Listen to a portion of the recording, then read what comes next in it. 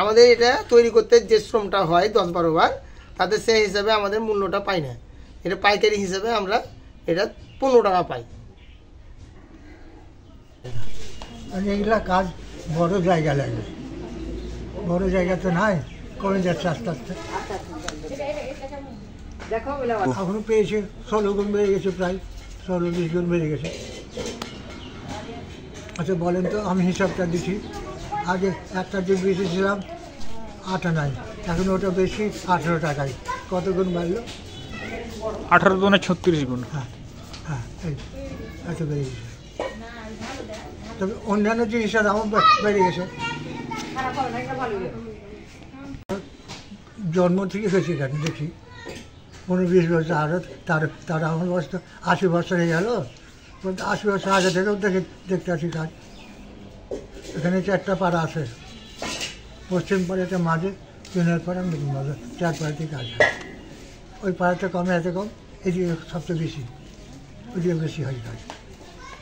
আমরা এখানে কেন হয়েছে করেছি,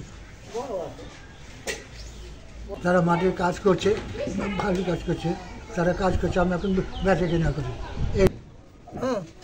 আমি এই কাজ করি 10 বছর থেকে, 10 বছর থেকে কাজ করি। কিন্তু 10 বছর আগে যে চাহিদা ছিল মালের, সেই চাহিদাটা এখন আর নাই। কিন্তু আমাদের খরচটা বেড়ে গেছে এই কাজের, মানে খরচ মানে বলতে মাটি কিনা, ঘুঁটা, মানে এসব খড়ির দাম বেশি, এই জন্য আমার মানে আয়টা আসে না আগের মতো। আগে যে প্রফিটটা ছিল সেই প্রফিটটা নাই, চাহিদা কমে গেছে মালের দাম বাড়ানোর জন্য, খরচ বেশি, এই জন্য আমাদের মালের দাম বেশি। তখন কাস্টমার আর চাহিদা নাই, অন্য প্লাস্টিক উঠেছে, ওই সব জিনিস চলছে। বেচা বিক্রি কেমন হচ্ছে? বেচা বিক্রি কম বেশি কম, মানে আগের তুলনায়, হ্যাঁ আগের তুলনায় কম, অনেক কম। কোনো মাসে ধরে নেন 20,000 টাকার হলো, কোনো মাসে 50,000, কোনো মাসে 5,000 হয়। মানে দেখা যায় ডালস বাজারে যেরকম বেচে কিনা, কোনো মাসের কথা বলা যাবে না, মানে কোনো মাসে ধরেন 6-7 হাজার হলো। আমার হাতের মাল হবে বিভিন্ন খেলনা হয়, সানকি বানায়, চাউল ধোয়া, আর তরকারি তাই বানায়, পাতিল একটা রান্না করে। আমাদের যদি অনুদান দেয়, তাহলে এটা দেখা যায় যে একটা যদি কিছু পাই আমরা সরকারের কাছ থেকে, তাহলে আমরা একটা এটা ধরে রাখার চেষ্টা করতে পারবো।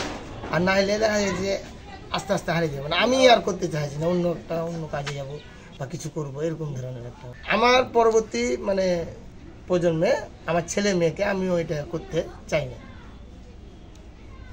এর কারণ কি? কারণ মানে এটাতে কোনো মানে বেনিফিট বা কোনো কিছু পাচ্ছি না।